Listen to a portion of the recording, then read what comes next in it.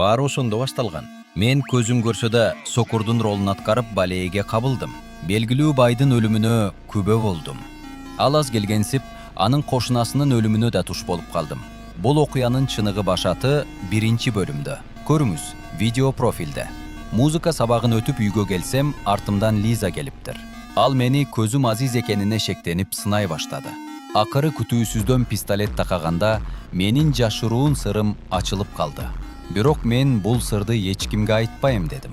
Ошондой болсо да, Лиза менин тамагыма уктаткыч дары кошуп коюптур. Өзүмдү билбей куладым. Эсиме келсем, мен чындап сокур болуп калыптырмын.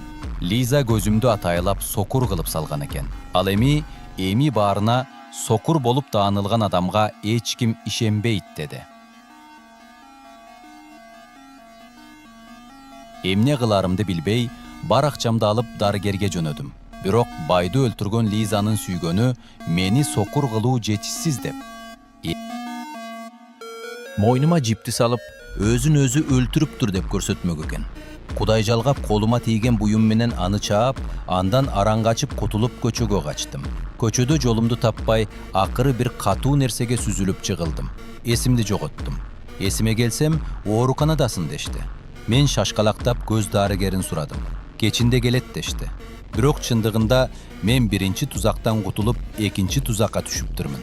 Мени куткарган адамдар адам органдарын саткан кылмыштуу топ болуп чыкты.